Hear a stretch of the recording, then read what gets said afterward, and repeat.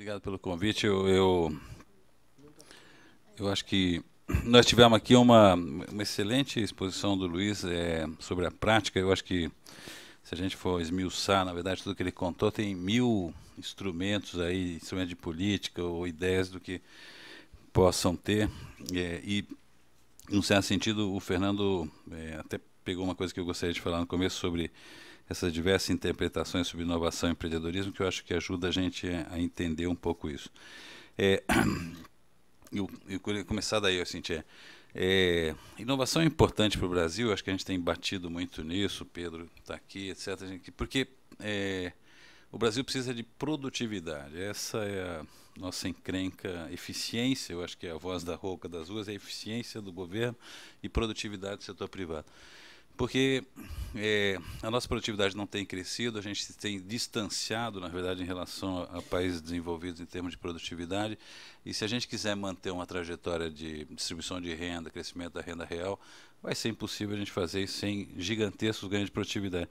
E a questão da inovação é importante, no sentido lato senso de inovação, porque a inovação é hoje o principal determinante do crescimento da produtividade. É evidente que a gente tem no Brasil, a produtividade é tão baixa que tem várias coisas que aumentam a produtividade, melhoria da infraestrutura, várias coisas. Mas inovação vai ser crescentemente cada vez mais importante para o aumento de produtividade. E aí a inovação radical, inovação incremental, etc., inovação tecnológica, inovação em modelos de negócio, na verdade nós estamos falando de inovação lato sensu, e ela é um motor de crescimento da produtividade. E ela é essencial para o Brasil, é por isso que as lideranças privadas e públicas e todas têm esse consenso. A dificuldade é que inovação é uma palavra com carga só positiva, não tem nada de negativo associado à ideia de inovação.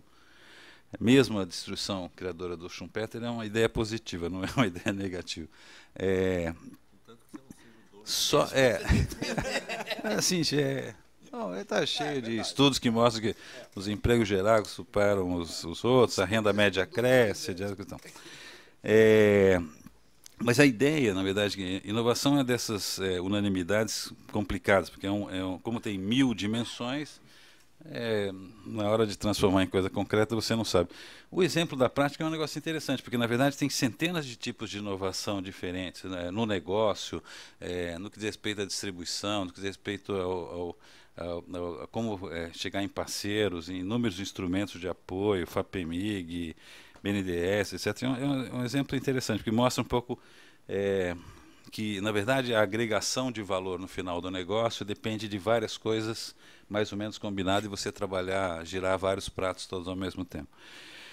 Eu queria só, eu vou me concentrar mais, eu acho que o Fernando disse assim, em startups de base tecnológica. Vou falar um pouco mais sobre isso, mas inovação no sentido mais amplo. Eu queria só, o Sérgio tinha pedido para mim fazer um balanço de como é que está o Brasil e comentar algumas coisas de políticas públicas. Então, eu vou dizer assim, o ambiente brasileiro de políticas e o ambiente econômico brasileiro tem melhorado sensivelmente. Ele tem progressivamente melhorado. Então, uma certa continuidade na política pública brasileira já faz uns quase 15 anos, e ela tem melhorado. A inovação passou a ser uma parte importante da agenda pública e privada, e as iniciativas têm melhorado. Da criação de fundos setoriais, de lei do bem, da lei de inovação, das políticas industriais, da Embrapi, dos vários, do BNDESPAR, do Inovar na FINEP. Você vê o curioso é que a Pintec não capta isso no que diz respeito ao seu indicador, pelo menos não de inovação, mas de esforço privado em P&D. O Brasil não se moveu em nenhuma direção. A gente vê o ambiente melhorando. Então, eu só queria, para entender a encomenda do Sérgio aí, dividir em algumas dimensões essa questão das políticas de inovação, do ambiente de inovação. Numa dimensão econômica, numa dimensão institucional, regulatória, e numa dimensão que eu vou chamar de cultural. É evidente que inovação é um aspecto, uma questão econômica, ela depende dos mercados. As pessoas inovar é introduzir alguma coisa no mercado, e ela depende do dinamismo dos mercados. Aqui tem uma coisa que a gente precisa refletir, que é o seguinte: nós nesses últimos anos, nós vivemos um ambiente econômico que é interessante, sobretudo no ciclo ali de crescimento 2003, 2008, foi um período de crescimento alto, mas tirando o ciclo, a gente tem tido períodos de instabilidade e tem tido um aumento significativo da competição internacional. A gente tem sido, o Brasil está caro, está cada vez mais caro, está cada vez mais difícil produzir, está cada vez mais complicado sobreviver nesses mercados. E tem uma dimensão de mercados que é importante notar, que é a redução, dizer, o aumento da penetração de importações, a redução de oportunidades de mercado. Isso tem impactado significativamente o setor industrial, que é aquele em que a inovação tecnológica é mais importante. A inovação tecnológica é importante em serviços, na agricultura, etc., mas ela é mais importante. Então, é o seguinte, pelo lado de mercados, a gente tem uma coisa extremamente interessante, mas, ao mesmo tempo, certa economia travada. Assim. Eu queria comentar duas dimensões de mercado. Uma é mercados como oportunidades. Nós temos, o mercado doméstico cresceu muito, o aumento da renda teve um impulso enorme no consumo interno, a gente tem perspectivas boas de negócio, mas ao mesmo tempo a gente tem custos crescentes e o Brasil está caro, etc. Eu digo assim, o Brasil está caro, eu tenho vários exemplos de empresas brasileiras que decidiram montar seu centro de pesquisa fora do Brasil por conta de custo do Brasil. Isso é relevante, quer dizer, eu acho que tem sinais aqui que são longo prazo. Eu acho que o Brasil tem um horizonte extremamente favorável de longo prazo, que tem a ver com o crescimento do mercado interno, com as oportunidades que o mundo vai criar ao Brasil nas próximas décadas, como produtor de matéria-prima, alimentos, etc. etc. Mas a gente vive uma dificuldade pelo lado do setor industrial. A segunda dimensão econômica que é importante é a natureza do nosso sistema financeiro. Eu acho que ela foi tocada aqui em N dimensões, etc. Ele é evidente que nós melhorou muito a situação do ponto de vista da regulação da CVM, da criação de fundos novos. A participação da FINEP melhorou nos últimos 10, 15 anos bastante com a criação do Inovar e lançamento de fundos. O BNDES passou um tempo um pouco parado, depois ele voltou a ser um componente ativo e com produtos novos e interessantes. Eu acho que tem uma coisa importante, tem uma coisa aqui, Fernando, que eu acho que é muito importante, é o seguinte, ainda que não seja disruptiva, esses fundos têm um papel importante na alavancagem de médias empresas brasileiras.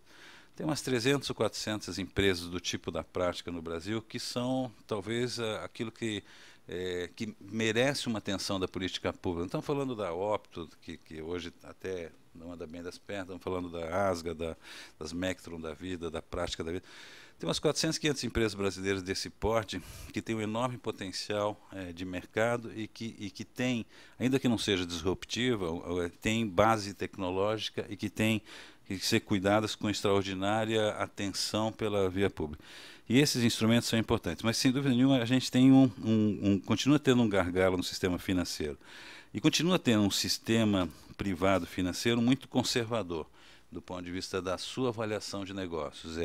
Não é só os fundos que têm participação no seu conselho de administração de gestores públicos associados à FINEP e BNDES, mas mesmo os privados, com as exceções, Pitanga talvez seja uma dessas exceções, eles são muito avessos a risco.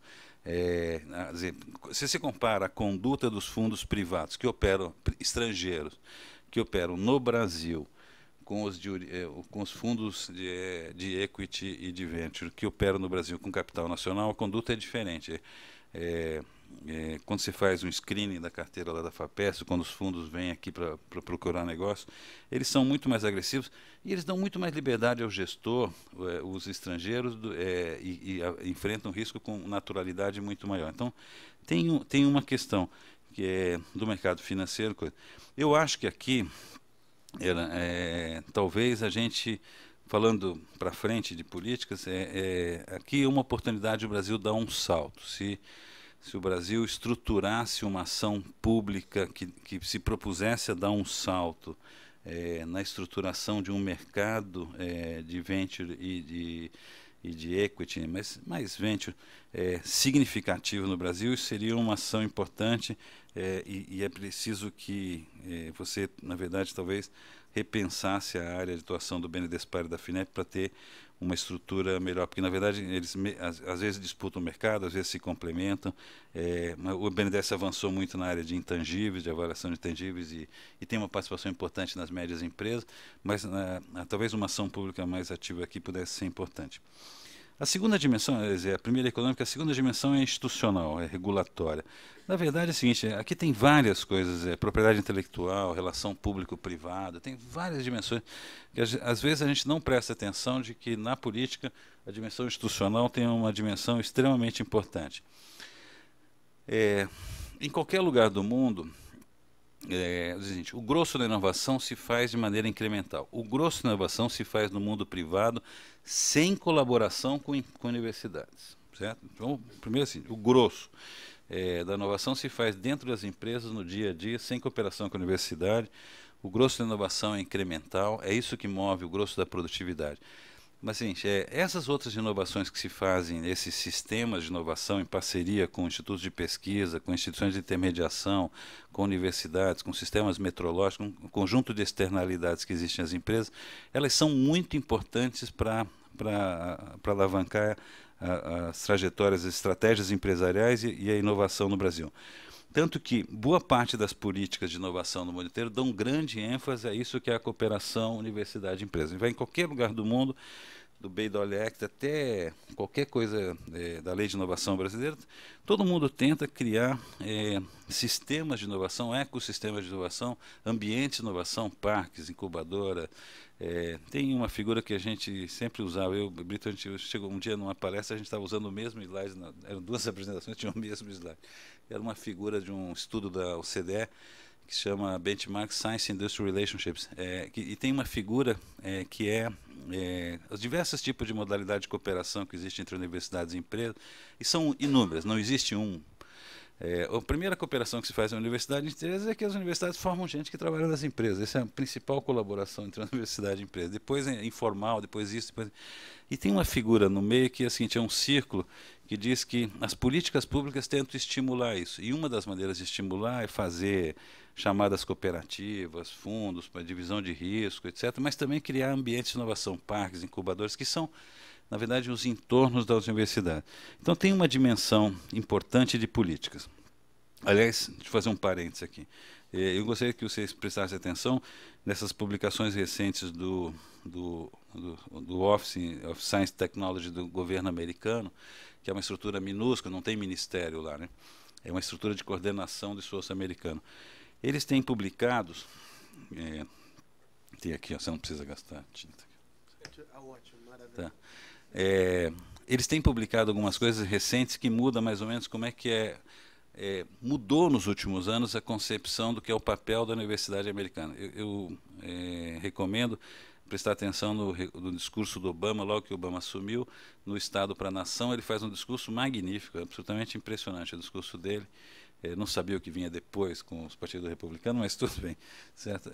Mas ele faz um discurso fantástico e ele fala que a inovação é o motor da economia americana. Vocês devem lembrar desse discurso, um discurso emblemático. E ele diz naquele discurso uma coisa curiosa, é o seguinte: nos Estados Unidos, a ciência básica é financiada pelo Estado americano. Isso é um pacto com o setor privado do Estado americano, em que precisa ofertar para a indústria americana uma forte estrutura de ciência básica. Esse conceito mudou recentemente, é um negócio curioso. Mesmo nas publicações privadas americanas, desses boards que juntam gente do setor privado e nas universidades, a visão sobre a universidade americana mudou nos últimos anos. A universidade não é mais encarada como um super bom investimento em ciência básica e isso alimentando o sistema de inovação americano. É mais do que isso. Nesses últimos textos, a universidade aparece como sendo uma parte importante da inovação de base econômica nos Estados Unidos. Na verdade, a ideia de que são clusters de inovação, ecossistemas de inovação, os entornos das grandes universidades americanas têm um papel que transcende a visão tradicional do pós-guerra americano, de que você financia a ciência básica na universidade e o sistema privado americano faz. Tem uma visão de que as universidades americanas passaram a ser bases de ecossistemas de inovação. Isso é a região de Boston, é a região da Califórnia, é o entorno de Stanford, o entorno de Berkeley, do Caltech. Quer dizer, você tem um papel que transcende isso. Ele gera centenas, milhares de negócios e alimenta aquele sistema, não é só um papel da ciência básica.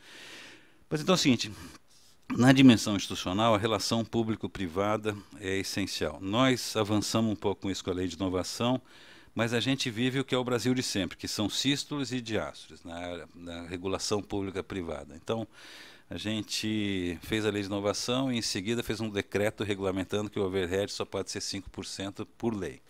Então, overhead nos Estados Unidos é o custo indireto de pesquisa. Quanto se custa, o projeto custa tanto, só que o custo indireto custa X. No Brasil é tabelado o custo indireto, é 5%. Então, é um tipo de coisa que nós inventamos, quer dizer, nós criamos uma lei de carreira. Boa parte da cooperação público-privada se faz através das universidades de pesquisa. As universidades de pesquisa, com as exceções de sempre, PUC-Rio, etc., são públicas, certo? Boa parte da relação universidade-empresa depende da regulação da relação público-privada, do marco regulatório da relação público-privada, porque o grosso das instituições de pesquisa são públicas. E por que, às vezes, muita gente do setor privado criticava a gente quando a gente fez a inovação, falou, uma lei de inovação que não fala do setor privado. Eu falei, porque o problema está no setor público, não está no setor privado. O setor público não pode cooperar com o setor privado. Você tem que criar mecanismos de flexibilidade da gestão pública para poder fazer isso. Então, nós temos, na última lei de carreira docente federal, acabou se limitando a possibilidade de horas de consultoria, 120 por ano, 120 horas tabelada por ano de consultoria. A legislação federal proíbe as universidades de fazer prestação de serviço. Não é que a gente defenda que elas façam prestação de serviço, mas que entre P&D e prestação de serviço tem uma área cinzenta que cria uma dificuldade. Deixa as universidades regular se querem prestar serviço, se o conselho universitário quer fazer, não quer fazer. Libera essas coisas para fazer. Então, nós temos um grande problema que diz respeito à regulação público-privada, que tem N dimensões dessa regulação. Mas deixa eu, antes de entrar no meu minuto final, falar sobre uma coisa da dimensão que eu chamei de cultural, sobre ecossistemas de inovação e sobre coisa. Aqui tem duas dimensões importantes. Uma é o que está acontecendo na sociedade brasileira com relação ao empreendedorismo e inovação. É muito positivo. Eu entendo que aqui tem uma coisa de... quer dizer, uma coisa extremamente positiva que tem a ver com a proliferação de um conjunto de instituições do terceiro setor que promovem uma agenda de inovação na sociedade em geral. É óbvio que o empreendedorismo tem essa dimensão que você falou, que às vezes até é difícil separar do que é a sobrevivência, certo? Dos indivíduos, uma sociedade que não é tão organizada. Mas tem um conjunto de iniciativas muito importante. A Endeavor é uma dessas, tem várias iniciativas dessa Anjos do Brasil, etc. São iniciativas extremamente positivas, são iniciativas do terceiro setor, de mentores ou de pessoas de sucesso, na verdade, que querem ajudar a promover negócio. Isso é muito importante. Eu só chamo atenção para uma dimensão que talvez a gente, eu mesmo me vejo nessas condições. Eu contratei a empresa Júnior do ITA para fazer um monte de coisa para a escola. E eles não entregaram, isso que é pior, porque se enrolam, prova, desenvolver o website do ITA, então não entregaram. E a gente brinca, no ITA tem esse problema grande, há um excesso de cobrança e responsabilidade que a gente entrega aos alunos de graduação no Brasil. Isso que o Fernando estava descrevendo de Stanford, isso que ele estava descrevendo dos Estados Unidos, sobre a inovação radical, sobre o cara que foi professor de física, foi de materiais em Stanford, abriu uma empresa com o cara do Mackenzie. Na verdade, é o seguinte, a máquina de produção americana de inovação radical, e mesmo de outras inovações não tão radicais, é uma máquina de pesquisa gigantesca, numa escala que nós não conseguimos ter. A escala é importante, não dá para comparar o Brasil com os Estados Unidos sem entender a escala. A escala gera uma mudança de patamar. Mas é produzida por gente que está na pós-graduação. Doutores, sobretudo doutores, gente muito mais experiente do ponto de vista técnico, mais vivida, etc. E a gente acaba jogando no Brasil todos os movimentos de terceiro setor, e nós, na universidade, ao estimular as empresas júnior a fazer, a gente está fazendo uma coisa extremamente positiva que está criando uma geração de brasileiros que são mais e mais empreendedores, e isso é muito bom. A única questão que a gente tem que pensar muitas vezes é que a gente está, às vezes, gerando uma responsabilidade adicional em alguém que ainda não está preparado para atender esse tipo de responsabilidade. Na dimensão cultural, coisa e tal, eu queria dar uma ênfase também, é o seguinte, dizer, mudou muito a dimensão interna da universidade, é, a abertura para esse tipo de situações melhorou muito com a criação de agências de inovação, NIT, etc. Isso melhorou sensivelmente o que a discussão sobre esse tipo de empreendimento dentro da universidade. Para encerrar, eu diria só o seguinte, que eu acho que vão colocar, sou otimista com relação a essa perspectiva do Brasil. Ele depende, para que inovação, no sentido que a gente está falando, dê certo, ele depende do desempenho econômico da economia brasileira. Se o desempenho econômico for, e se o Brasil não ficar tão caro para fazer negócios, a perspectiva é muito boa. Ele pode ser enormemente fomentado com políticas públicas? Pode, né? Nessa dimensão do mercado financeiro, através de ações mais decisivas. Ele pode ser fomentado com melhoria de subvenção. Eu não concordo com a ideia de que tem muito dinheiro, muitos recursos para a coisa. Nós melhoramos sensivelmente o financiamento do desenvolvimento tecnológico no Brasil, mas nós ainda temos um sistema de incentivos que é um sistema que herdado de 2 décadas atrás, em que, por exemplo, a lei de informática tem um papel muito grande e ela não é o melhor instrumento que a gente podia ter para desenvolver negócio. Então, quando a gente retira os recursos que a gente, em certo sentido, desperdiça, porque são renúncias fiscais de baixa efetividade, os recursos que sobram não são muito grandes, sobretudo os recursos diretos a apoio às empresas. Se você quiser fomentar um mercado de venture de alto risco, você não vai poder fazer por renúncia fiscal, você vai ter que fazer por aporte direto. Esse aporte direto talvez hoje seja a maior debilidade da estrutura de fomento a novos negócios no Brasil, sobre novos negócios de risco tecnológico, você tem uma dificuldade maior de fazer isso. Mas então, só quer dizer que eu sou relativamente otimista, olhando o nosso problema, eu acho que a gente caminha no rumo certo.